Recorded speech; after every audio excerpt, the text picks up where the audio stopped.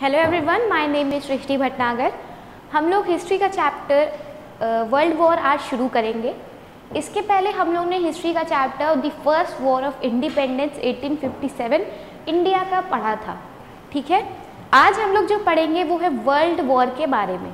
ठीक, world war total 2 हुई हैं। अगर हम लोग देखें हिस्ट्री के बेसिस जो हम लोग को इम्पॉर्टेंट है पढ़ने में, टोटल 2 हुई हैं। उसके पहले भी काफ़ी वॉर्स हुई हैं और ऐसा नहीं है कि वो वॉर्स इम्पॉर्टेंट नहीं है पढ़ना ये वो, लेकिन इस वॉर को इतनी इम्पोर्टेंस क्यों दी गई है, क्योंकि इसी वॉर से आगे हम लोग को इस वॉर के बाद ये कहा जा रहा था, एक बार बोला जाए तो, कि इसके बाद कम से कम 50 साल तक तो कोई वॉर होगी नहीं, क्योंकि ये इतनी ज़्यादा कह सकते हैं बहुत ज़्यादा एडवांस्ड वॉर थी। इसमें हर एक मशीन, जैसे मशीन गन्स है, इसमें इसका इनोवेशन हुआ, बड़ी बड़ी शिप्स का इनोवेशन हुआ और अलग अलग टाइप के इक्विपमेंट्स का यूज़ किया गया था इस वॉर में। ठीक, अब इसके बाद जो वर्ल्ड वॉर हुई थी वो हम लोग ये तो कॉमन सी बात है, वर्ल्ड वॉर 2 है। इसके पहले लेकिन इसको बहुत ज़्यादा इंपॉर्टेंस दी गई थी वर्ल्ड वॉर 1 को। ठीक है, पहले तो वर्ल्ड वॉर 2 हुई नहीं थी, तो सिंपल इसको हम लोग ग्लोबल वर्ल्ड के बाद नाम से जानते थे। ठीक है, उसके बाद इसको कैसे जाना गया, वर्ल्ड वॉर 1 के नाम से। ठीक है, इसमें काफ़ी चीज़ें इनोवेट हुई, इनोवेशंस हुए काफ़ी। जैसे कि एक चीज़ तो काफ़ी बुरी हुई कि हर जो कंट्री है वो एक दूसरे की राइवल बन गई थी, दुश्मन बन गई थी एक दूसरे की। ठीक, उसके अलावा और भी चीज़ें हुई, जैसे कि एक तरह से कह सकते हैं कॉन्स्पिरेसी रची गई एक दूसरे के खिलाफ, सारी कंट्रीज़ के खिलाफ एक दूसरे षड्यंत्र रचे गए। और कह सकते हैं जैसे कि इसमें बहुत सी लोगों की जान भी गई। वॉर है, ये तो बेसिक चीज़ है, वॉर है जब तो काफ़ी लोग इंजर्ड होंगे, काफ़ी लोगों की जान जाएगी, बहुत लॉस था इसमें। ठीक, और इसमें मेन रोल जो था वो ब्रिटेन का था और जर्मनी का था। ठीक है, तो पार्ट्स जो डिवाइडेड थी, जिसके बीच में जो लड़ाई आखिर हुई थी वो 2 पार्ट्स में डिवाइडेड थी। ठीक है, यानी 2 लोगों के उसमें बेसिकली ये 2 ग्रुप्स में बेसिकली ये लड़ाई हुई थी। तो वो देखते हैं वो कौन से थे।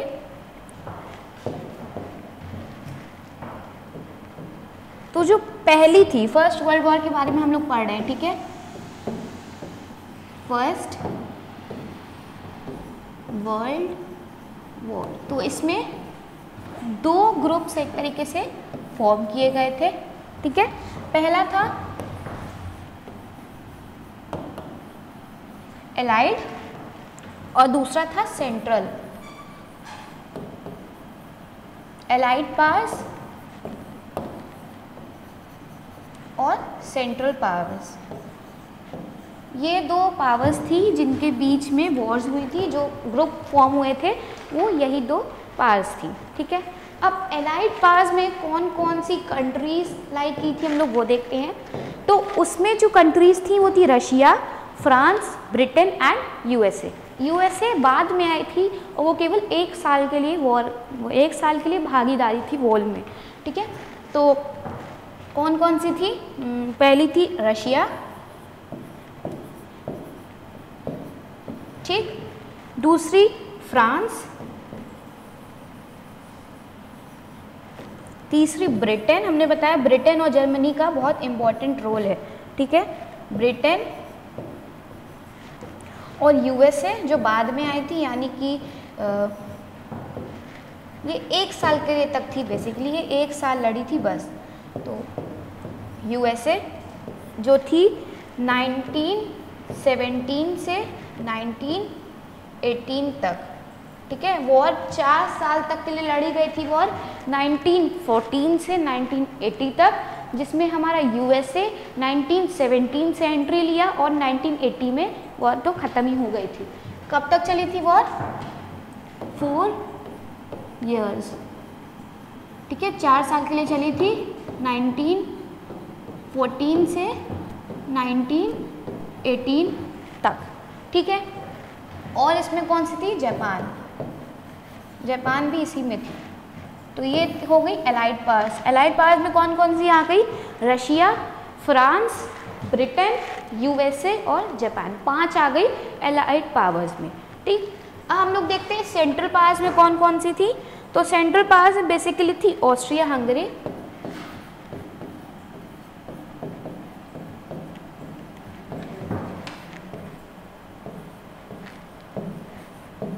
Austria Hungarian empire. उसके अलावा कौन सी थी? जर्मनी,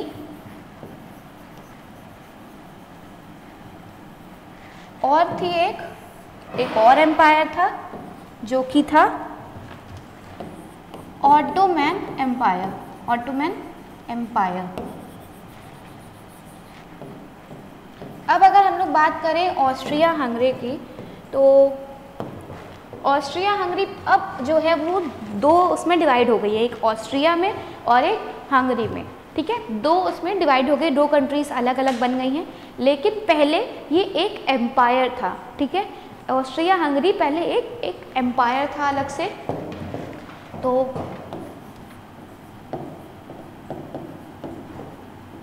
ऑस्ट्रिया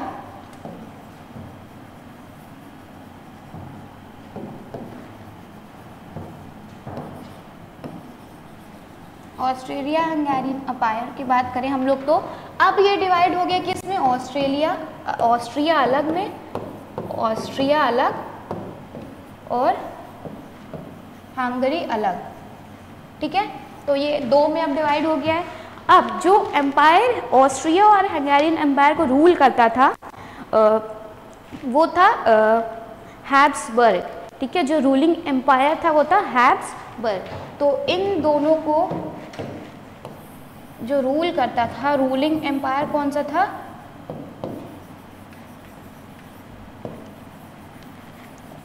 रूलिंग एम्पायर था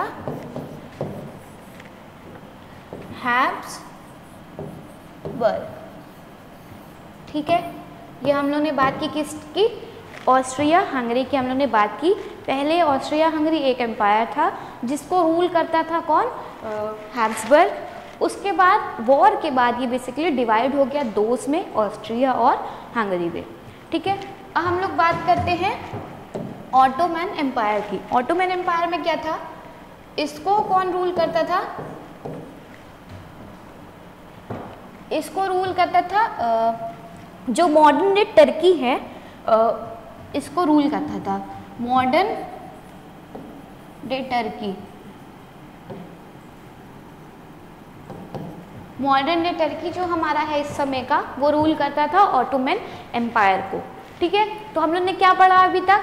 वर्ल्ड वॉर जो थी, फर्स्ट वर्ल्ड वॉर, वो कब हुई थी? 4 साल तक लड़ी गई। ठीक है, 1914 से लेकर 1918 तक। ठीक, पहला पॉइंट। दूसरा पॉइंट ये बेसिकली दो पावर्स के बीच में लड़ी गई थी। पहली कौन सी थी? एलाइड पावर्स, और दूसरी थी सेंट्रल पावर। ठीक, ये दो पावर्स के बीच में लड़ी गई थी। एलाइड पावर्स में कौन कौन सी कंट्रीज आती हैं? Russia, France, Japan, Britain, USA. और यूएसए कितने साल तक थी?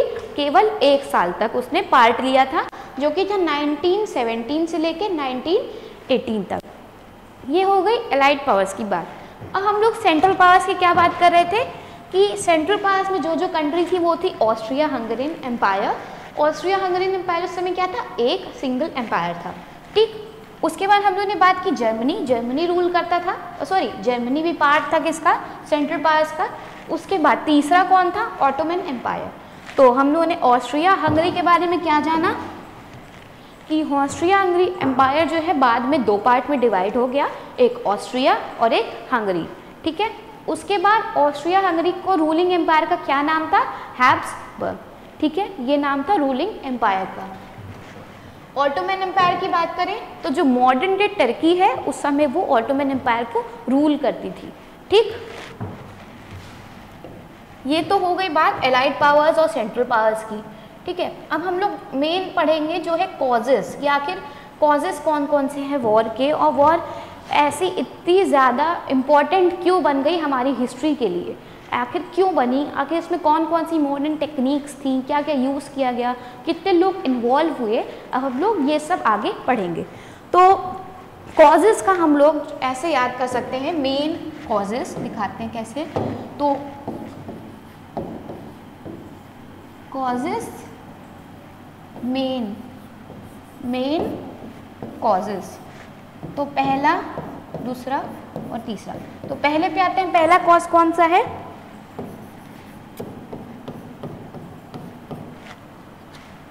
मिलिटैरिज्म कॉजेज यानी मिलिट्री कॉजेज, एक तरीके से हम लोग बोले तो मिलिट्री कॉजेज, ठीक है। मिलिट्री कॉजेज पहला हो गया, M फॉर मिलिट्री कॉजेज, ठीक। I फॉर देखते हैं क्या है, सॉरी A फॉर देखते हैं क्या है, अलायंस सिस्टम।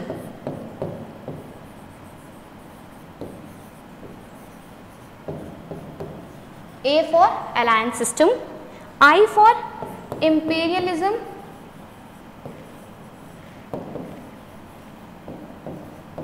और N फॉर नेशनलिज्म।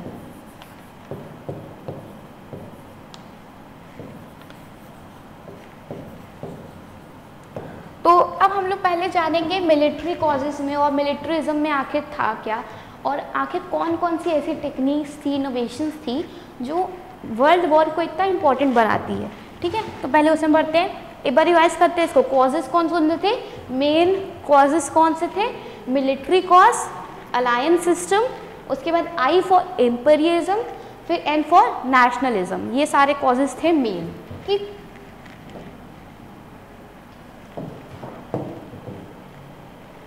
अब हम लोग देखते हैं इनोवेशंस के बारे में, और मिलिट्री वाला जो मेन है, इनोवेशंस पहले देखते हैं। तो इनोवेशंस किसकी किसकी हुई थी, पहले तो हुई थी मशीन गन्स की, ठीक है, मशीन गन्स की इनोवेशंस हुई थी उस समय। उसके अलावा लार्ज शिप्स की इनोवेशंस हुई थी, ठीक है। टैंक्स की इनोवेशंस हुई थी, मॉडर्न टैंक्स की इनोवेशंस हुई थी, और उसके साथ साथ लार्ज आर्मीज, उस समय हम लोग वहाँ एक दूसरे से कंपटीशन के लिए जो भी कंट्रीज थी उन्होंने अपनी अपनी आर्मीज बढ़ाने की सोची, क्योंकि पहले जब वॉर्स वगैरह हुई थी, वर्ल्ड वॉर के पहले भी, ऐसा तो है नहीं कि बस यही पहली वॉर थी, लेकिन उसके पहले भी जितनी वॉर्स हुई थी उसमें उन लोगों के पास सफिशिएंट आर्मीज नहीं थी। तो अब इन लोग के जो जितने भी कंट्रीज थे, रूलर्स थे, उनके मन में ये आया कि हमको किसी तरह ये वॉर जीतनी है, ठीक। तो उस केस में उन लोग ने अपनी अपनी आर्मीज को बढ़ाने का सोचा, और जितने एक्सटेंट तक वो लोग बढ़ा सकते थे उन लोगों ने उतने एक्सटेंट तक बढ़ाया। और आर्मीज बढ़ाने के लिए उन लोगों ने जितनी भी कंट्रीज़ के एम्पायर्स थे, सॉरी जितने भी कंट्रीज़ के एम्परर्स थे, उन्होंने क्या किया, दूसरी कंट्रीज़ को अपने अंडर लेने की, अपने यानी एक तरीके से कह सकते हैं उन लोग से हाथ मिलाया, ठीक। एक ट्रीटी साइन हुई कि अब हम हमारे साथ वॉर करेंगे, ऐसे ऐसे करके ग्रुप्स बनते गए, और जिसकी वजह से हमारी जो कंट्रीज़ की आर्मी थी वो बढ़ती जा रही थी, ठीक। एक बहुत ज़्यादा नंबर्स ऑफ आर्मी प्रेजेंट थी हर एक कंट्री के पास। पहले तो इतने ढेर सारे इनोवेशंस हुए उस टाइम पे, सब चाह रहे थे कि हमारी कंट्री टॉप पर रहे, हमारी जो आर्मीज़ हैं वो टॉप पर रहे, ठीक। उसके लिए उन्होंने हर एक तरीका अपनाया कि किस तरीके से वो दूसरी कंट्री के ऊपर हावी हो सके, किस तरीके से वॉर जीत सके। नए नए टेक्निक्स, नए नए वॉर के टेक्निक, स्ट्रैटेजीज, ये सारी उन लोगों ने उस समय एक तरीके से कह सकते हैं इनोवेट की, ठीक। क्योंकि उसके पहले किसी को कुछ आइडिया नहीं होता था ऐसा, लेकिन अब जब बात आई है नेशनलिज्म की, तो सब ये चाह रहे थे कि मेरी जो कंट्री है वो सबसे ऊपर रहे, ठीक। और उसी अपनी कंट्री को ऊपर रखने के चक्कर में वो लोग दूसरी कंट्री से नफरत करने लग गए थे एक तरीके से, तो उसके भी कॉन्स्पिरेसी रची गई। और अभी हम लोग कॉजेस पढ़ेंगे, जो ऑस्ट्रिया के प्रिंस और उनकी वाइफ का जो वहाँ पे मर्डर हुआ था, असैसिनेशन हुआ था, हम लोग वो सब भी पढ़ेंगे। वो सब भी कॉजेज़ हैं जिसकी वजह से ऑस्ट्रिया भी वॉर में शामिल हुई थी, ठीक। अब उसके बाद हम लोग पढ़ते हैं, चलो हम लोगों ने मिलिट्री वाला पढ़ लिया, मिलिट्री कॉजेस पढ़ लिया। अलायंस में हम लोग देखते हैं कि आखिर अलायंस में क्या था। ये तो हो गया इनोवेशन, और we can also call that, ठीक। अब हम लोग पढ़ते हैं अलायंस वाला क्या सीन है। अलायंस का पढ़ते हैं अब हम लोग। तो अलायंस में है मल्टीपल अलायंस बने, उस समय काफ़ी अलायंस बने गए थे। अलायंस यानी ग्रुप, ठीक। तो ढेर सारे ग्रुप्स बने गए थे, लेकिन जो उसमें से मेन ग्रुप है वो था ट्रिपल अलायंस, और जिसमें ट्रिपल अलायंस बना था 1882 में, ठीक है। उसके अलावा दूसरा जो अलायंस है वो था ट्रिपल अलायंस 1907 में, यानी दो अलायंस बने, एक 1882 में बना और एक 1907 बना। ठीक है, तो देखते हैं कौन कौन सा था वो। मल्टीपल अलायंस बने थे उस समय, multiple alliance in 19th century Europe. ठीक, उस टाइम पे यूरोप में काफ़ी ढेर सारे अलायंस बने थे, लेकिन जो मेन था वो था ट्रिपल अलायंस, जो था 1882 का। ठीक, और दूसरा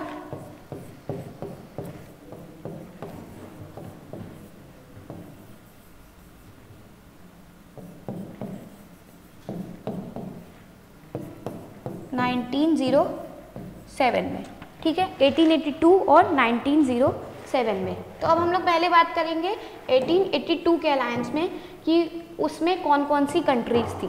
ठीक है, तो आते हैं पहले 1882 के उसमें, अब बाद में आएंगे 1907 के अलायंस में 1 और 2। तो 1882 में जो कंट्रीज आई थी वो थी Germany, Austria Hungary and Italy. 1882 में कौन कौन सी आई थी? Germany, Austria Hungary and Italy.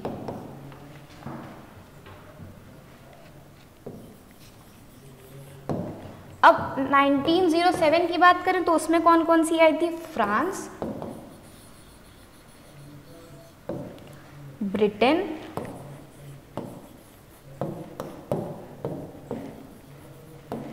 और रशिया, और जिसमें से जर्मनी,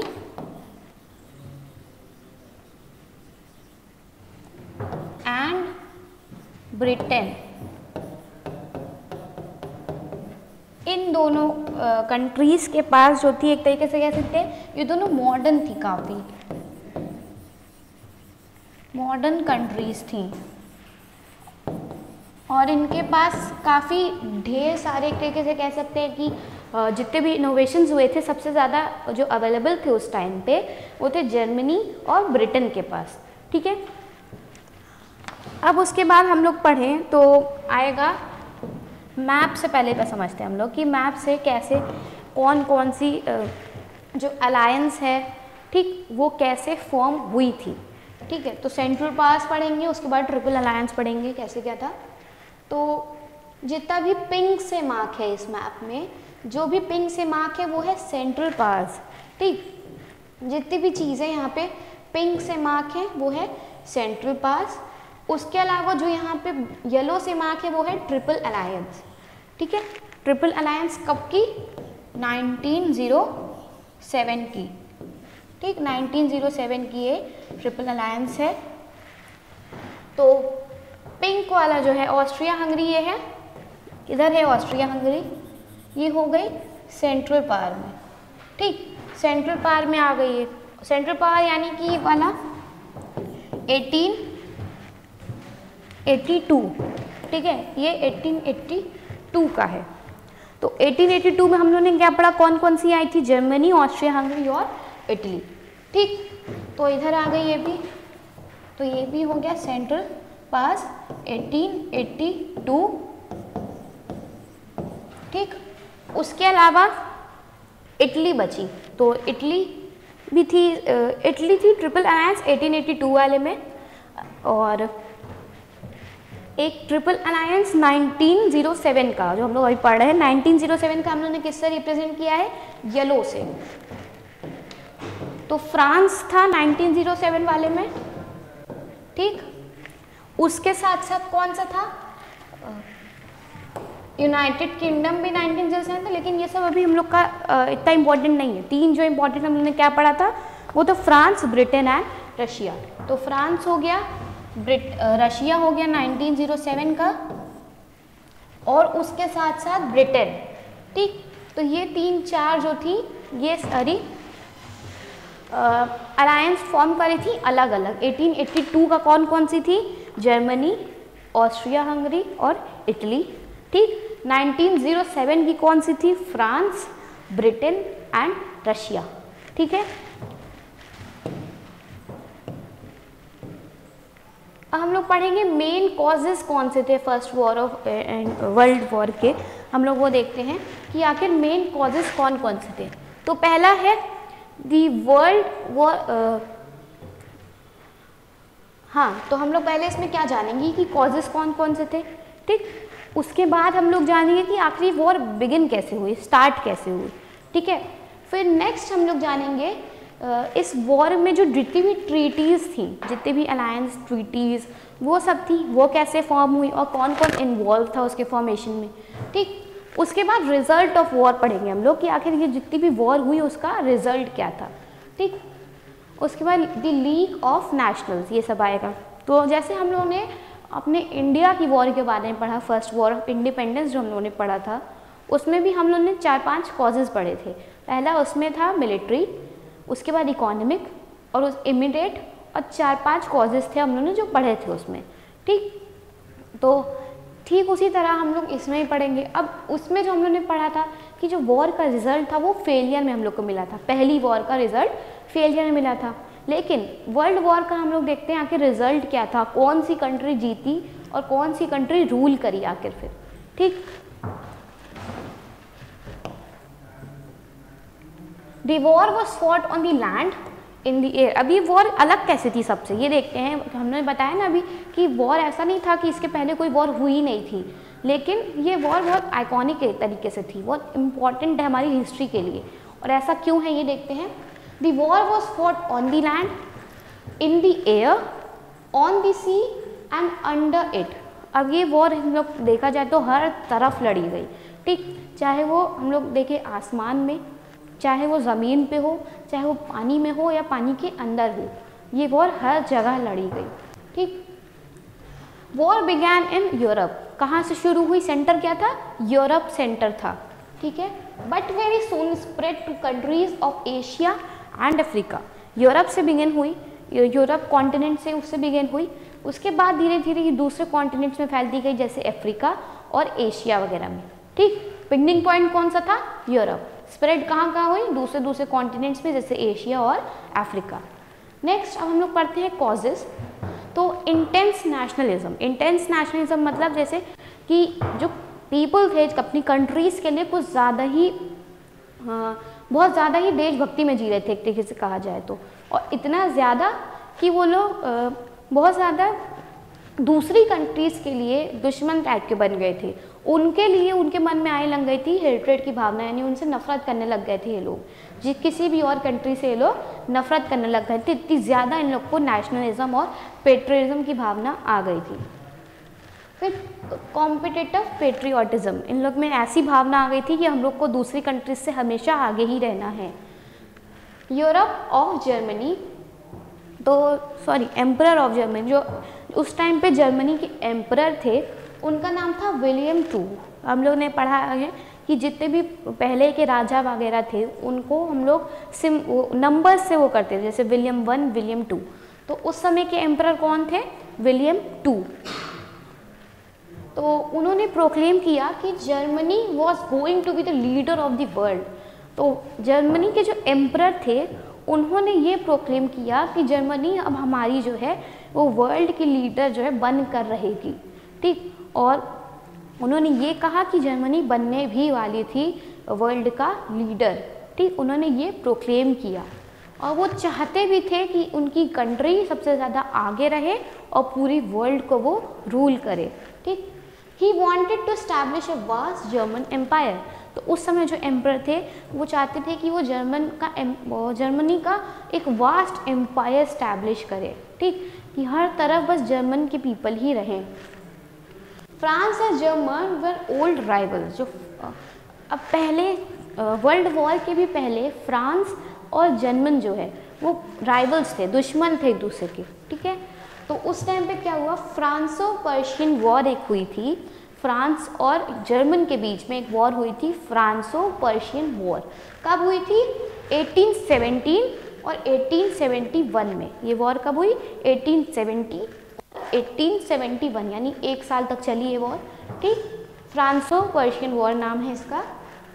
जर्मनी डिफीटेड फ्रांस। अब इसमें फ्रांस हार गया था, और फ्रांस जब हारा तो जितनी भी फ्रांस के अंडर सिटीज़ वगैरह थी, जितने भी उसके अंदर जितना एरिया फ्रांस कवर करा था, वो सारी अब आ गई थी जर्मन के अंदर। ठीक, जर्मन के अंदर वो आ गई थी सब। तो अब फ्रांस जो है वो शुरू से उसमें रिसोर्सेज में, वेल्थ में काफ़ी अच्छा था, काफ़ी गेन किया हुआ था उसने। तो अब जर्मन जब वॉर जीता तो वो सारी चीज़ें आ गई जर्मन के अंदर, जितने भी रिसोर्सेज थे वो सारे आ गए अब जर्मन के अंदर, और जितना भी एरिया कवर किया था फ्रांस ने अब जर्मन का हो गया था, जर्मनी का हो गया था। तो फ्रेंच पीपल के अंदर एक फिर कह सकते दुश्मनी की भावना आई और एक रिवेंज की भावना आई जर्मनी को लेके। ठीक, कि अब वो लोग उनसे बदला लेंगे, रिवेंज लेंगे। French demanded of revenge, French dreamed of revenge and of taking back their lost provinces. जितने भी उन्होंने जो भी चीज़ें खोई थी, अब फ्रेंच पीपल चाहते थे कि वो अब उनको वापस मिले, तो उनके मन में एक बदले की भावना आई। ठीक है, कॉजेज हम लोग देख सकते हैं इसमें। पहले तो डिवीजन हुआ, यूरोप का डिवीजन हुआ 2 ग्रुप में। ठीक, हम लोगों ने पढ़ाई वो 2 ग्रुप। उसके अलावा क्राइसिस हुए थे, जो हम लोगों ने पढ़ा कि ऑस्ट्रिया के जो प्रिंस और वाइफ, उनकी वाइफ का जो असैसिनेशन हुआ था, वो भी एक कॉज था ऑस्ट्रिया की तरफ से। फिर उसके बाद मिलिट्री कॉजेज हम लोग देखेंगे, और देखेंगे कि जो आर्मी की रेस थी वो कैसी थी, मतलब कि हम तुमसे आगे, तुम हमसे आगे, उस टाइप की जो रेस थी, कंपटीशन था, वो सारे रीज़न बने कह सकते हैं वॉर के। ठीक,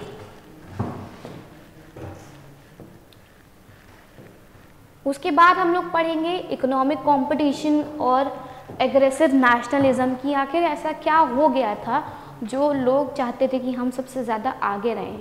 ठीक, तो ये सब हम लोग अब पढ़ेंगे नेक्स्ट लेक्चर में। अभी के लिए हम लोग ने बस एक आउटलाइन पढ़ा इस चैप्टर का, और कैसे क्या हुआ था, कौन कौन से रीजंस थे, और कैसे डिवाइडेड हुई, कौन से ग्रुप्स ऑफ पार्ट्स बने। अभी बस हम लोग ने एक आउटलाइन लिया इस चैप्टर का। अब हम लोग नेक्स्ट लेक्चर से इसको थोड़ा डीप में पढ़ेंगे, अच्छे से डिस्कस करेंगे। ठीक है, थैंक यू।